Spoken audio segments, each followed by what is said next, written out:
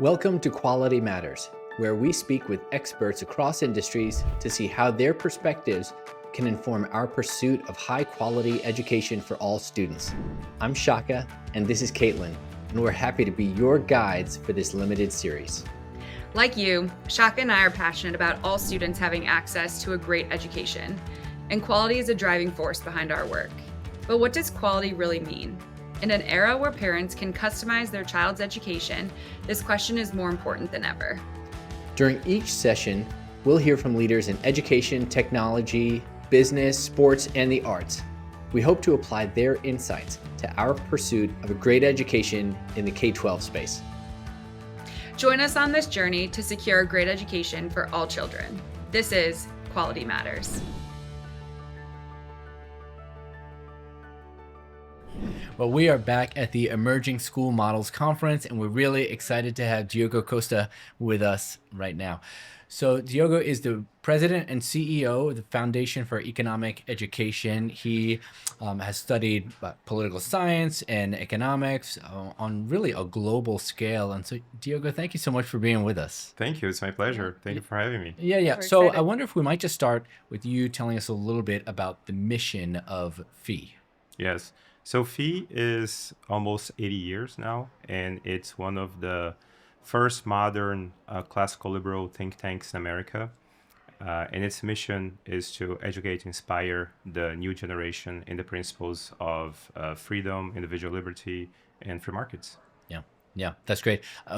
We're going to get some more into how you evaluate, FEE's programming and whether or not you're advancing the mission. But I wonder if you can just tell us a little bit about, your journey into this position and really your journey from Brazil now to being situated in Atlanta, Georgia, leading this organization.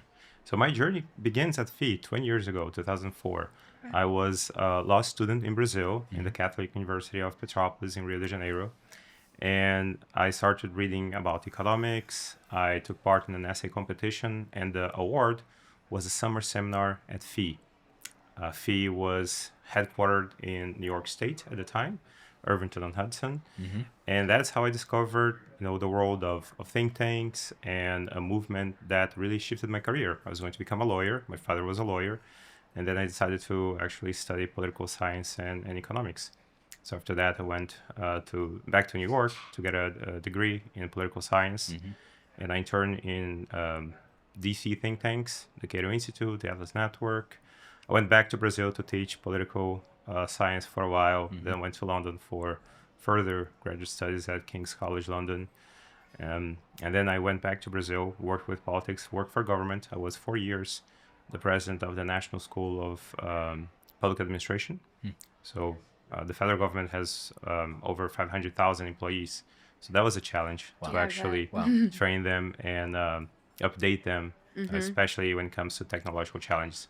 We did a lot of open innovation. I think we brought a lot of knowledge from outside of Brazil into the public service there. Okay.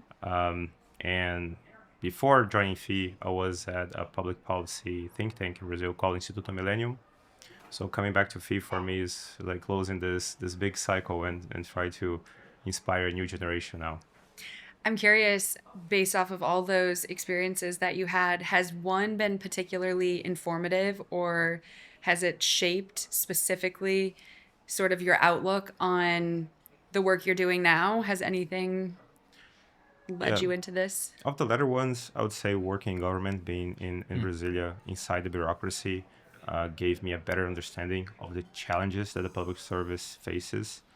I got to understand more what Francis Fukuyama calls vitocracy. Okay. The veto points you have throughout government, that even if you have motivated public servants, still to innovate in government is very hard. To change things is hard. The status quo tyranny, so to speak, is very strong. So all of that, also to use another curious term, kludgeocracy, Steve Tell's talks about that, which is these series of small patchwork solutions that you have in government with legislations, with administrations that accumulates this kind of technical debt that you have, and then to make big changes become even harder, but also more necessary. Yeah. What you just described, I have to imagine that some of the people listening, maybe even ourselves, feel like the same thing might be able to be said about schools, that it's really hard in some of these big systems and historical institutions to make the necessary change as quickly or as effectively as needed. When we come to places like this, the Emerging Schools Conference, or Emerging School Models Conference, this is an opportunity where you can really see where some of those changes are being made and where they're being made pretty effectively. In some of the work that you've done, and certainly the work that you're doing right now, are there specific programs or initiatives that you feel like are capturing the essence of this innovation that you speak about in today's world and in society? Yeah, so in Brazil, that's where I was coming from, to see very early partnerships between government and other sectors of civil society. I think that gave me some hope because at the same time that this sometimes can be seen as just like you know also a patchwork sort of solution. But I think it does bring new innovation, new ideas, and I Yeah. think new mechanisms to deal with some of these challenges. And coming to America, so in Brazil, I was looking at maybe some American charter schools as a possible model to copy in Brazil. But coming to America and seeing now this booming sector in education here, and the way that government can and is, I think, cooperating with civil society. I think that gives me a lot of hope, actually. Yeah. If you're thinking about, I imagine trying to create a world that allows for, greater, say, human flourishing. Right? Yes. What is it about economic education that you think is important for people to be able to make those links, right? It might not necessarily be obvious to people that what fee is doing in economic education will lead to better outcomes down the road. Will you help Yeah. help our folks kind of connect those dots? Yeah, I think there are a few core issues in economics that you understand not just by repeating the formula or a sentence, but by actually grasping the essence of some concepts.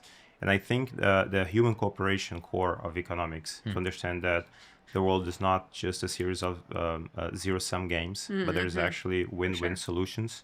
And that's where innovation comes in. Is not just moving resources from point A to point B, but is actually increasing value in society. I think that opens, avenue for the kind of critical thinking that allows people to actually look at innovation and not just novelty or not just shifting resources. I feel like actually that's something that a lot of maybe people who think that they are aligned with classical liberal thought, maybe libertarian, small L libertarian, etc. I feel like this is something actually that's often missed, this cooperative element, because again, it's just one person's experience, but I feel like a lot of folks who say that they support free markets or that they often you hear this phrase as, well, I support competition. Yeah. And in Yeah. that mind, in their mindset, they think that means like zero sum. There's going to be winners, there's going to be losers, period. And maybe even in the education space, maybe even in other spaces, it's just going to be losers and sort of, c'est la vie. But you're talking more about some really positive elements, meaning that the cooperation between people, that's part of the market also. Exactly. When we think of creative destruction, the Schumpeterian concept, many people focus on the destructive part of it, Yeah. which is some companies or some professions. Yeah. They become economically not feasible anymore. But people forget to look at the creative aspect of it, which means that not only you are creating new careers, new professions, but also even companies that are currently existing can benefit from that kind of innovation. I think what we're seeing now with Silicon Valley is that kind of understanding, right? Some companies decide that they want to incorporate innovation. There's this concept of a Goliath and David kind of cooperation, where you have big companies with resources, but because of their bureaucracy, and they face some similar challenges that governments and other big structures have, but they try to cooperate with smaller ones. So Microsoft and OpenAI, I think it's a clear one, Right. where you have that kind of cooperation going on. So yeah, the innovative part, I think, is and that's the core of economics, is actual cooperation. It's almost like the competition is not, people aren't competing necessarily for the win, but they're competing for the advancement of their current practices and the evolution of their current practices, which I think if schools and models continue to evolve as Yeah. they have been, hopefully that will be the case as well. Obviously the goal is to create students that are contributing to society in helpful and effective ways, but also to meet the needs of those students. And if everybody's competing to better their own practices, then eventually that goal will be met regardless of, and it's less competing with one another and more competing in hopes of achievement. Yes. So it's a discovery process, which I think is key, to start from this point of radical ignorance and say, well, we don't know what we don't know. So let's try to discover, and we discover empirically what we don't know. But there is also, I think, a very important letter in the emergent models conference is the S, emergent models. I come from a country where people are looking at the model, like the one model that's going to solve education for a country of over 200 million people. But to believe in the diversity, to think that different schools can have, different missions and they can have different ethos. Yeah. I think that's very robust. You see that happening in countries in Europe, the Netherlands, the UK, I think offer some of that vision.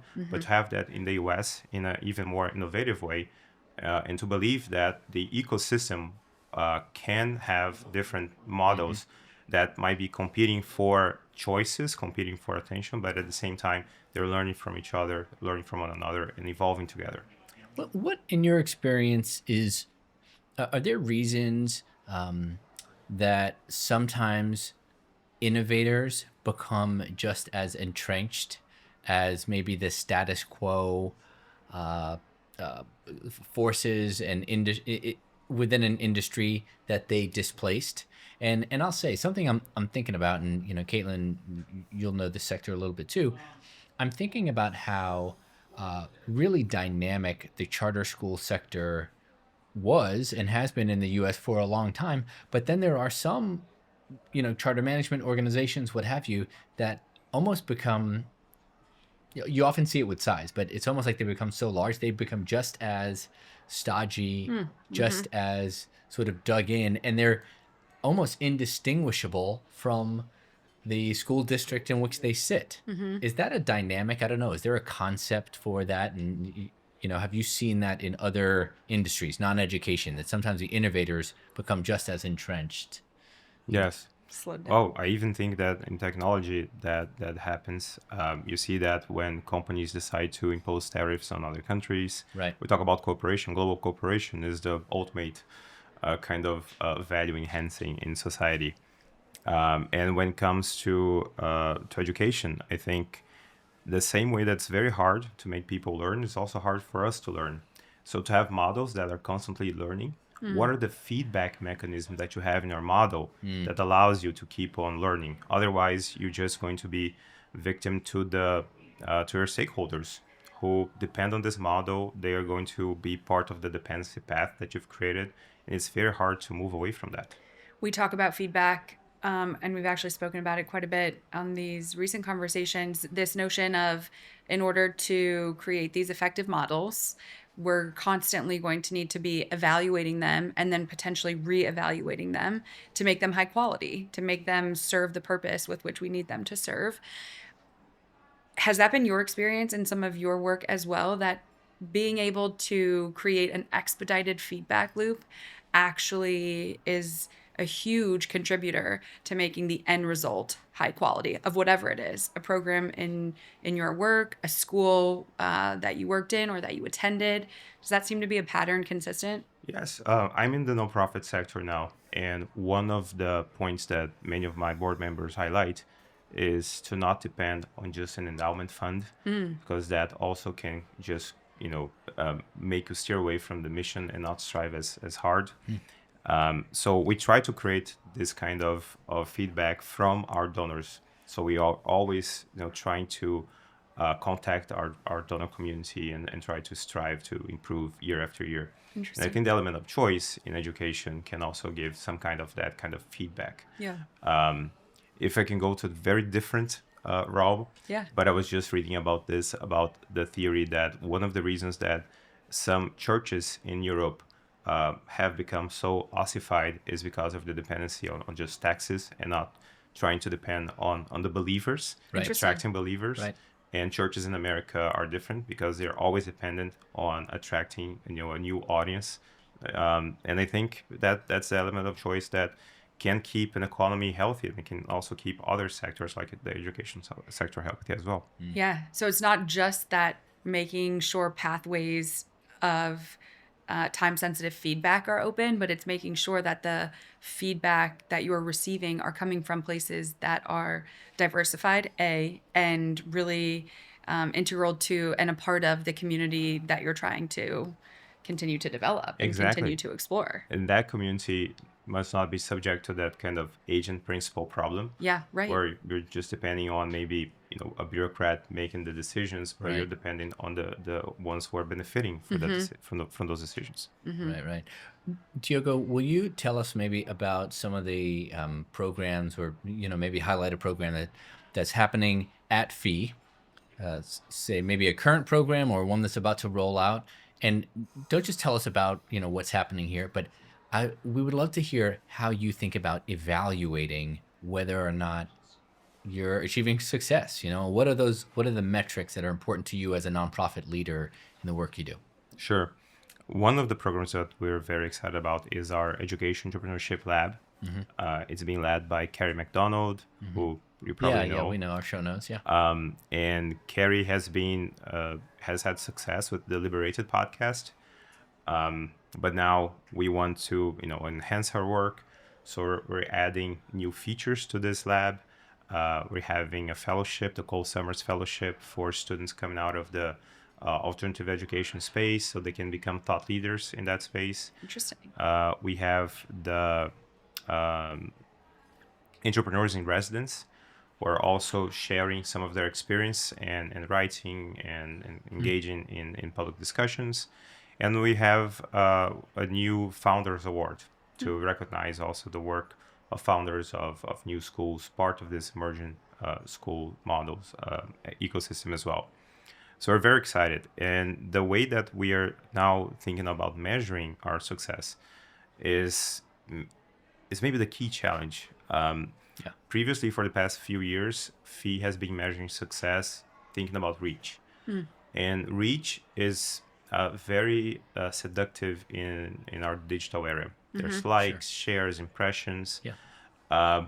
But the kind of transformation that I had when I went to Fee 20 years ago, how do you actually create those moments? Oh, right? yeah. And it's not just the video, it's not just a social media post. So the way that we're thinking about success is thinking about the journey, right? How do you create a journey that you can engage with people? And reach is good, it's not bad.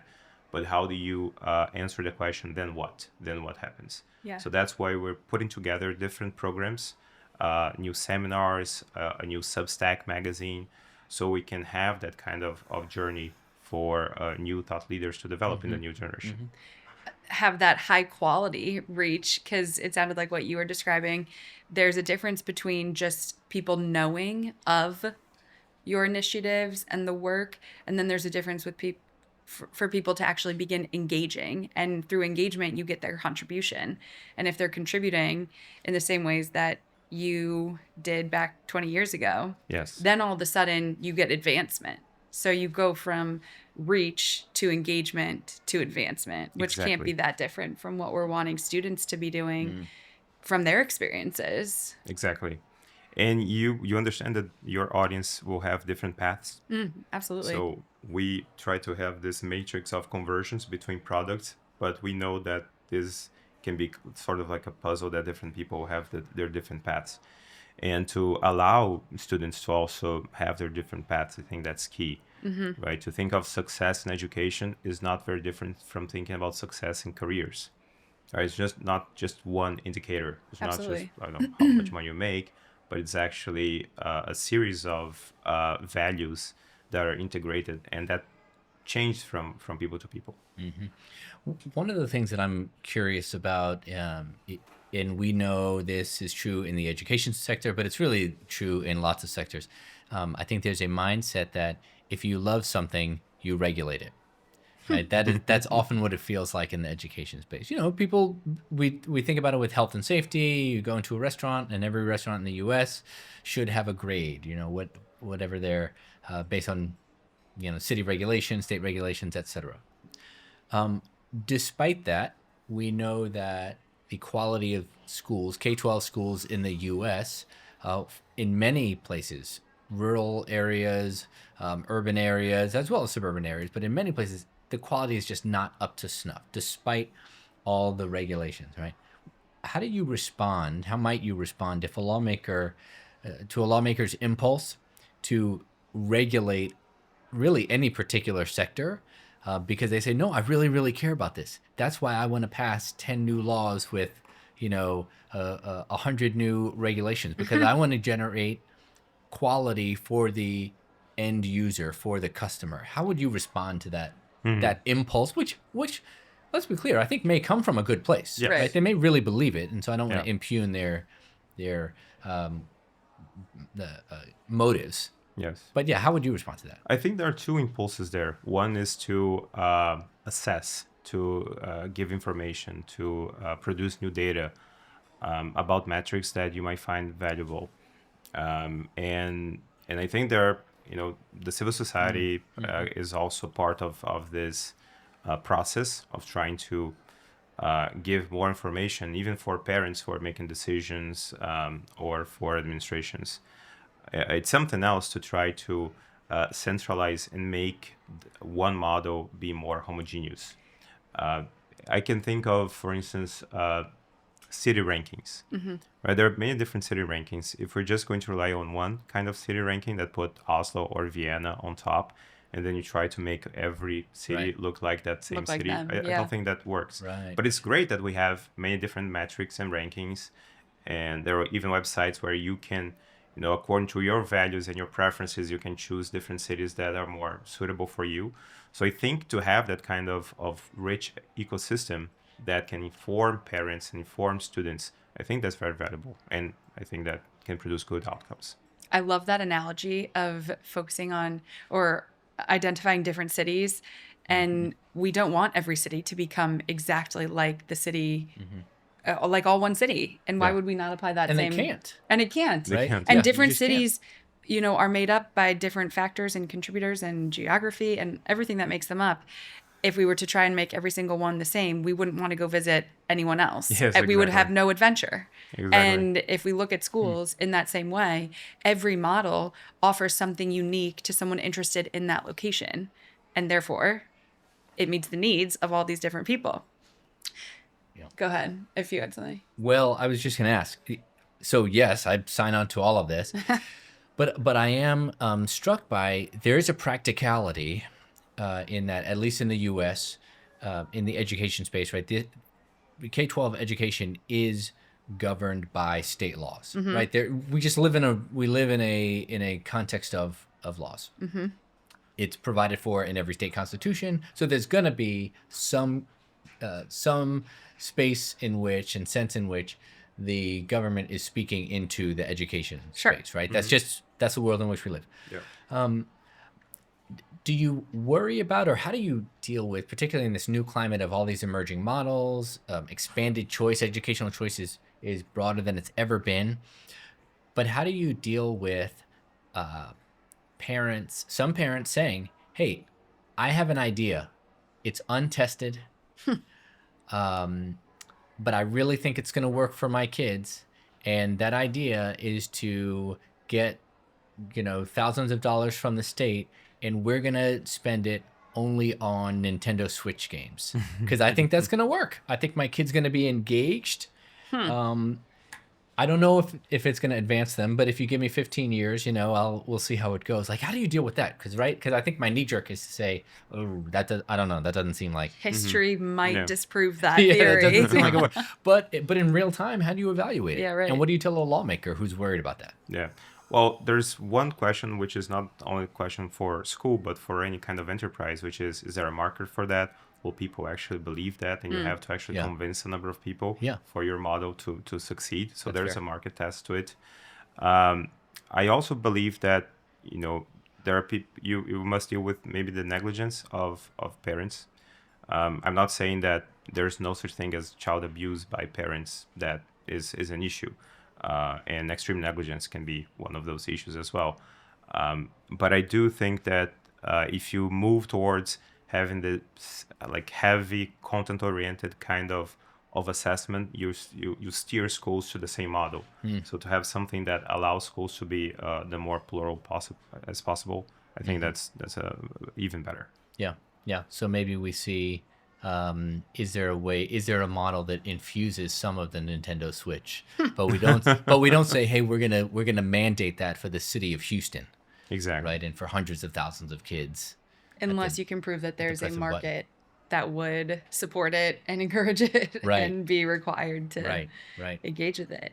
Well, Diogo, this was awesome. This was very interesting. so much, You Caitlin. have so much so many professional experiences that clearly have led to all the knowledge you've acquired and shared with us today. And I have no doubt that not only were Shaka and I enlightened, but that our audience will be too. So thanks for joining us. Thank you so much. Thank you, Shaka. Thank you, Caitlin. This has been really fun. Thank you. Excellent. Take care. Thanks. you.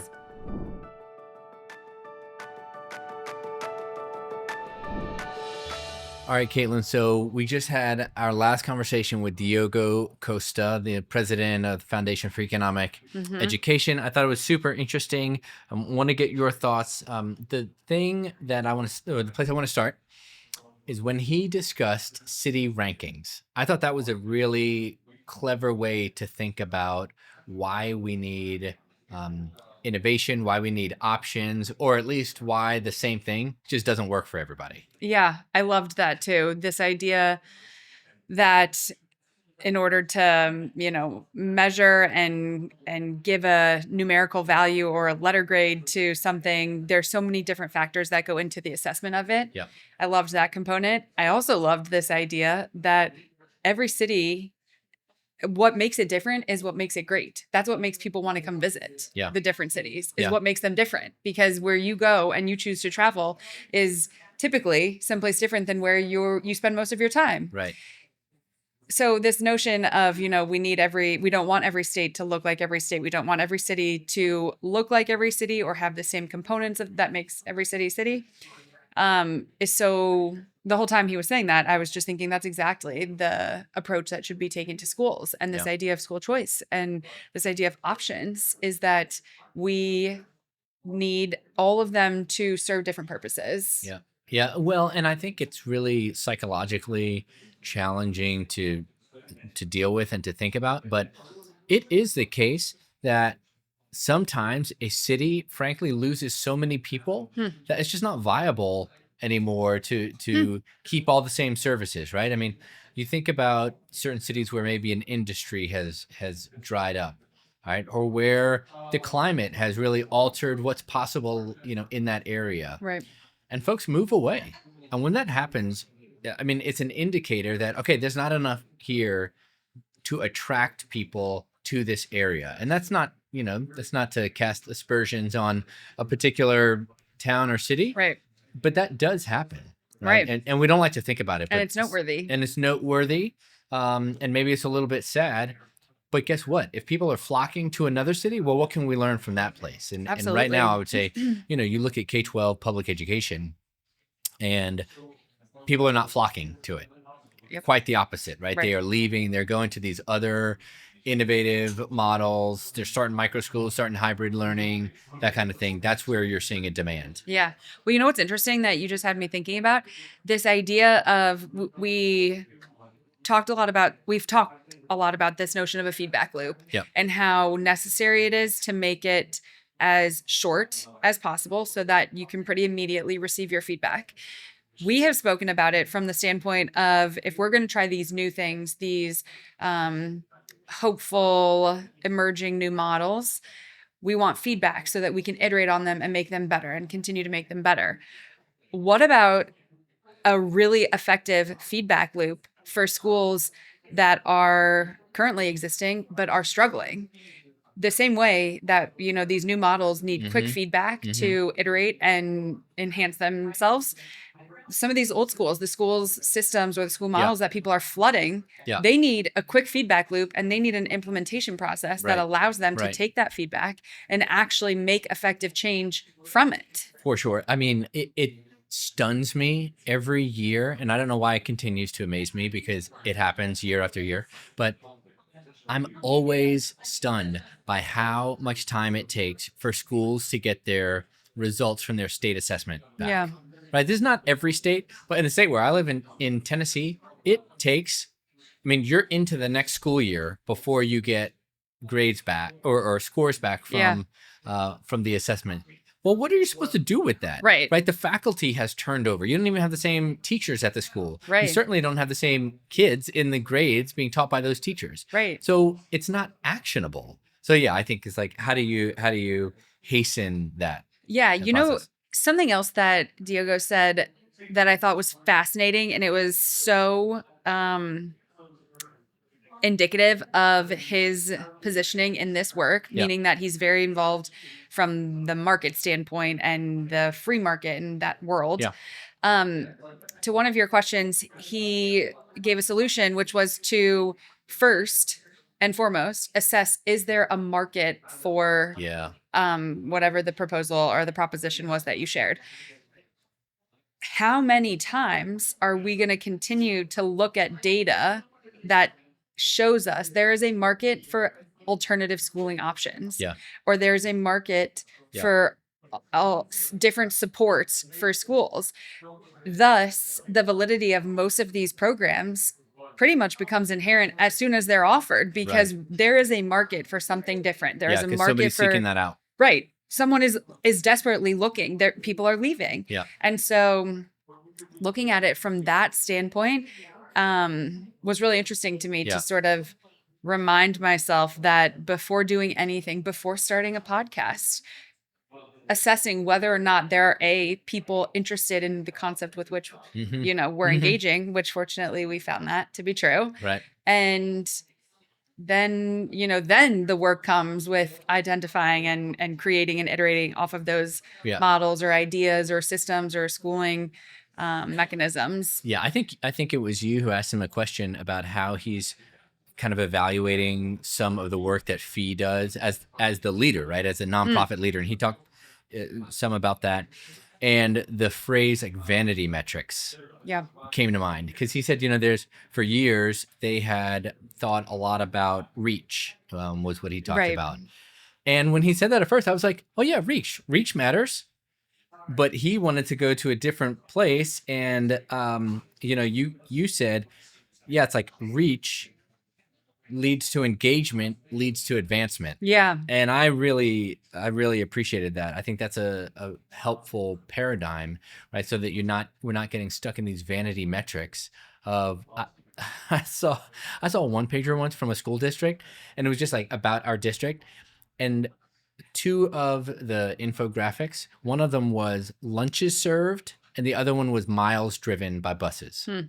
And I mean, what in the world does that have to do with whether or not there are high quality outcomes, educational outcomes at the end of the day? I mean, I guess I'm glad that lunch is served. I don't know. I feel like that's not why people send their kids to school.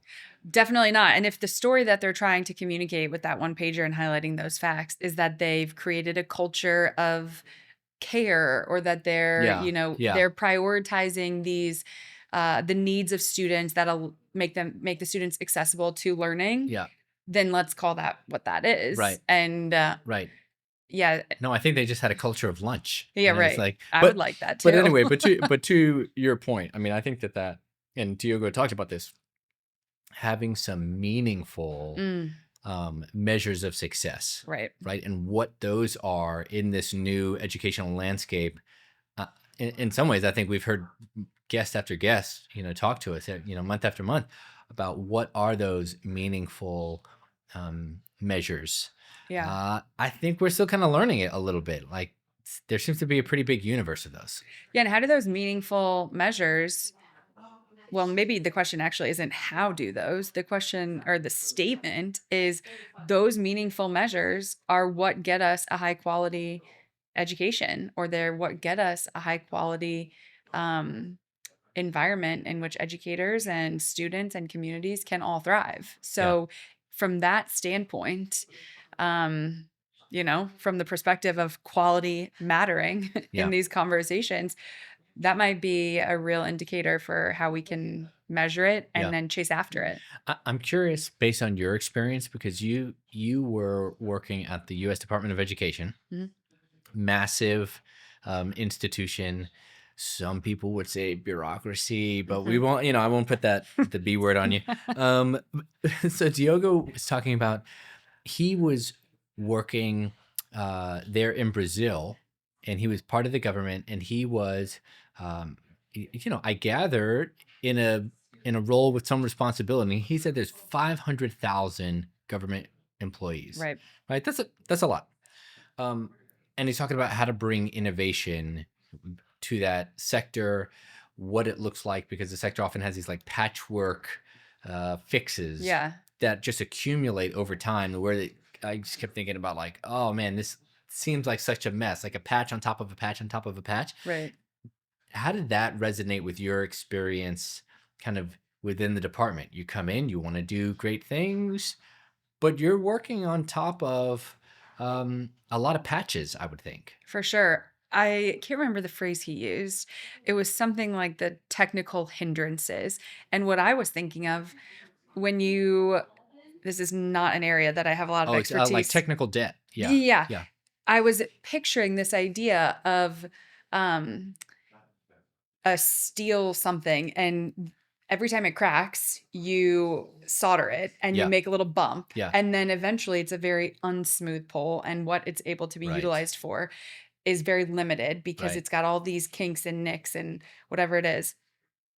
All of this to say that my experience, and I think most people's experience when coming into any large organization, because I actually can think of not just the government, but even some other professional environments in which I was working or have worked before, where when you don't address some of the like root causes of things Yeah. and you just make little patches or use little band-aids, eventually you've got so many holes and things that aren't working that Yeah. everything is slow.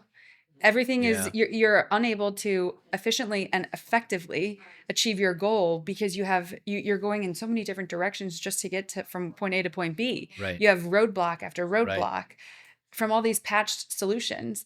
So what he said totally resonated with me, and the way you just phrased it resonated the same way. My question though, and I had this thought when I was listening to him, is there always an alternative? Hmm. Or are patchwork solutions kind of what you have to work with Right. until you can really identify and then provide the resources, the time, the leadership to actually address those root causes? Yeah. Or is the best solution, the most time sensitive solution, to patch what you see and then move on? Boy, that's a great question. I mean, in some ways, it's what a lot of just entrepreneurs Mm-hmm. forget about the educational space, Mm-hmm. but it's what entrepreneurs are asking. That is, can I be nimble enough Yeah. to come up with a solution that meets Yeah. the problems today, There you go. right, with urgency, and that may be fine. And it's a patch here, it's a patch there, but yeah, when do you have the space maybe to go? All right, now we got to do something a little more holistic. Right. Um, yeah, And maybe the solution is that making patched solutions is sometimes the best route to take, and making sure that they are low, um, small amounts of material. They're low impact. They right, are as least cumbersome right. as you could possibly make it, so that things can either be built around them or things can be built on top of them, or they, don't ultimately end up clogging the system. Man, there's a lot that we could do, I think, with this analogy. At first with the patches, I was thinking about like literal patches on clothing and whatnot. Uh-huh. And then I started thinking that frankly, what it feels like, those like old cartoons where there's a break in the dam and somebody tries to just like put their hand on it, Yeah. or put gum in it or something, and then another one pops up over here, right? And that sometimes is how um, a school can feel, or a big district can feel, For right? sure. And if you're just sort of putting these temporary fixes in, well, you got some bigger problems. Right. And it does something that I really appreciated about Diogo is, and the mission with his organization is, he said, we're really trying to think more about these mindsets and over time, and help people to think about innovation, yes, but also human cooperation, Mm-hmm. so that you got some lasting solutions, and it's not just you're not being sort of pulled around by the tyranny of the urgent. Yep. Yeah, I like that. My question to you, but also to everybody listening, Yeah. as we sort of wrap up this segment of our conversation, is twofold. Of course, I can't seem to ask a question Yeah, that give only us a has one two-part answer. question. Yeah, yeah. But the two parts to the question: how do people out there? How are they effectively and in the least cumbersome way making the necessary changes in their schools, in their school systems, in their communities? And how are those changes? Do they find that those changes end up adding up and making things more difficult in the long run? Are those, quick fixes, Mm-hmm. sometimes necessary, but also sometimes burdensome to the Mm-hmm. process at large? Yeah, it's a great question, and I think it's not only relevant in terms of maybe say curriculum or a school model. I even think it's relevant when talking about human capital, Mm-hmm. and putting a staff together, putting a team together, Yeah. right?